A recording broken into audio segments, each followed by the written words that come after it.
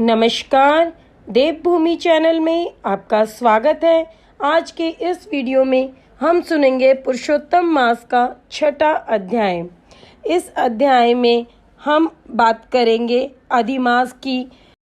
अभी तक हमने जाना कि पुरुषोत्तम मास की उत्पत्ति के बारे में क्या बातें हैं, उसके संदर्भ में क्या क्या बातें हुई, ये सब हम सुनते आ रहे हैं। कल भी हमारा अधूरा रह गया था। आज हम उसी क्रम में आगे बढ़ेंगे और जानेंगे कि सभी मासों द्वारा तिरस्कृत करने के बाद मल मास ने किस प्रकार से अपनी व्यथा को श्रीहरि के सामने रखा। श्रीहरि के सम्मुख रखने पर क्या श्रीहरि ने उसका उपाय बताया। इसी संदर्भ में हम आगे बात करेंगे अधिमास के पुरुषोत्तम मास के उत्पत्ति की। पिछले अध्याय में हमने सुना था कि किस प्रकार से सभी मासों के द्वारा तिरस्कृत होने पर पुरुषोत्तम मास दुखी हुआ था। उसको मल मास कहा गया और यह कहकर उसे तिरस्कृत कर दिया था सभी मासों ने। तो उसने जाकर श्रीहरि के सामने, श्रीहरि के सम्मुख अपने दुख का वर्णन किया और श्रीहरि ने किस प्रकार से उसकी व्यथा को दूर किया। इसी संदर्भ में हम आगे कथा सुनेंगे कि किस प्रकार से श्रीहरि अधिमास के दुख को दूर करते हैं, उसके ऊपर अपनी कृपा करते हैं। तो आइए सुनते हैं 6वां अध्याय। नारद जी बोले, भगवान गोलोक में जाकर क्या करते हैं? हे पाप रहित मुश्रेता के पर कृपा करके कहिए। श्री नारायण बोले, हे नारद, पाप रहित अधिमास को लेकर भगवान विष्णु के गोलोक पर जाने पर जो घटना हुई वह हम कहते हैं, सुनो। उस गोलोक के अंदर मणियों के खंभों से शोभित सुंदर पुरुषोत्तम के धाम को दूर से भगवान विष्णु देखते हैं। उस धाम के तेज से बंद हुए नेत्र वाले विष्णु धीरे धीरे नेत्र खोलकर और अधिमास को अपने पीछे कर धीरे धीरे धाम की ओर जाते हैं। अधिमास के साथ भगवान के मंदिर के पास जाकर विष्णु अत्यंत प्रसन्न हुए और उठकर खड़े हुए द्वारपालों से अभिनंदित भगवान विष्णु पुरुषोत्तम भगवान की शोभा से आनंदित होकर धीरे धीरे मंदिर में गए और भीतर जाकर शीघ्र ही श्री पुरुषोत्तम कृष्ण को नमस्कार करते हैं।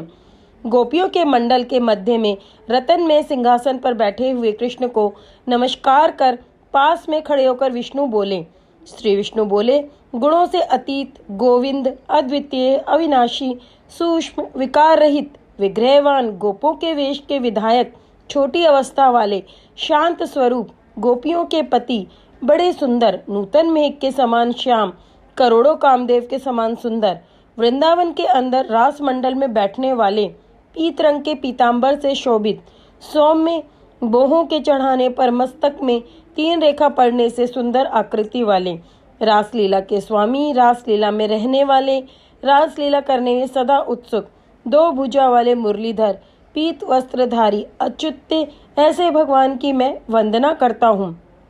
इस प्रकार स्तुति करके भगवान श्री कृष्ण को नमस्कार कर पार्षदों द्वारा सत्कृत विष्णु रत्न सिंहासन पर कृष्ण की आज्ञा से बैठे।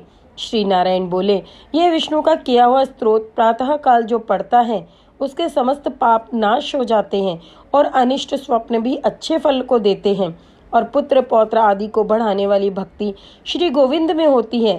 अकीर्ति का नाश होकर सत्कीर्ति की वृद्धि होती है। भगवान विष्णु बैठ गए और कृष्ण के आगे कांपते हुए अधिमास को कृष्ण के चरण कमलों में नमन कराते हैं। तब श्री कृष्ण ने विष्णु से पूछा कि यह कौन है, कहाँ से ये यहाँ आया है, क्यों रोता है? इस गोलोक में तो कोई भी दुखभागी होता नहीं है। इस गोलोक में रहने वाले तो सर्वदा आनंद में मग्न रहते हैं। ये लोग तो स्वप्न में भी दुष्ट वार्ता या दुख भरा समाचार सुनते ही नहीं। अतः हे विष्णु, ये क्यों कांपता है और आंखों से आंसू बहाता है? दुखित हमारे सम्मुख किस लिए खड़ा है? श्री नारायण बोले, नवीन मेघ के समान श्याम सुंदर गोलोक के नाथ का वचन सुन सिंहासन से उठकर महाविष्णु मलवास की संपूर्ण दुख गाथा कहते हुए बोले। श्री विष्णु बोले, हे वृंदावन की शोभा के नाथ, हे श्री कृष्ण, हे मुरलीधर, इस अधिमास के दुख को आपके सामने कहता हूँ, आप सुने। इसके दुखित होने के कारण ही स्वामी रहित अधिमास को लेकर मैं आपके पास आया हूँ। इसके उग्र दुख रूप अग्नि को आप शांत करें। यह अधिमास सूर्य की संक्रांति से रहित है। मलिन है, शुभ कर्म में सर्वदा वर्जित है, स्वामी रहित मास में स्नान आदि नहीं करना चाहिए। ऐसा कहकर वनस्पति आदि को ने इसका निरादर किया है। द्वादश मास, कला, क्षण, अयन, संवत्सर आदि से शिवरों ने अपने अपने स्वामी के गर्व से इसका अत्यंत निरादर किया। इसी दुख अग्नि से जला हुआ यह मरने के लिए तैयार हुआ।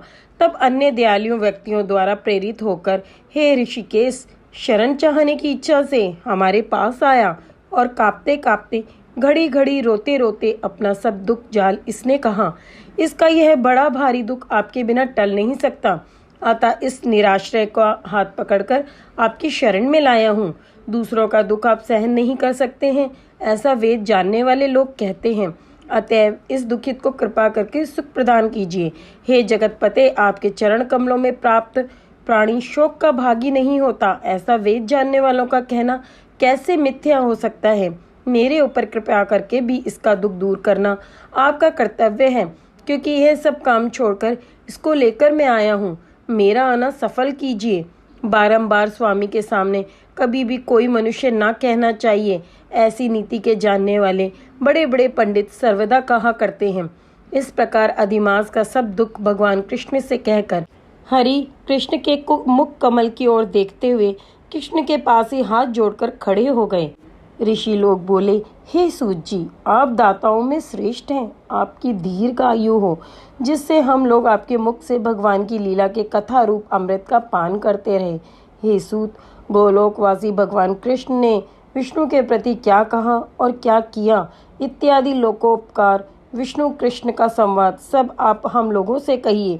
परम भक्त नारद ने नारायण से क्या पूछा, हे सूत, इसको आप इस समय हम लोगों से कहिए। नारद के प्रति कहा हुआ भगवान का वचन तपस्वियों के लिए परम औषध है। यहाँ पर पुरुषोत्तम मास महात्म्य का 6वां अध्याय समाप्त होता है। कल हम पुरुषोत्तम मास महात्म्य का 7वां अध्याय सुनेंगे, जिसमें आप जानेंगे कि भगवान विष्णु और भगवान कृष्ण के बीच क्या संवाद हुआ, अधिमास की उत्पत्ति को लेकर या अधिमास को श्रेष्ठ बनाने को लेकर। ओम नमो भगवते वासुदेवाय।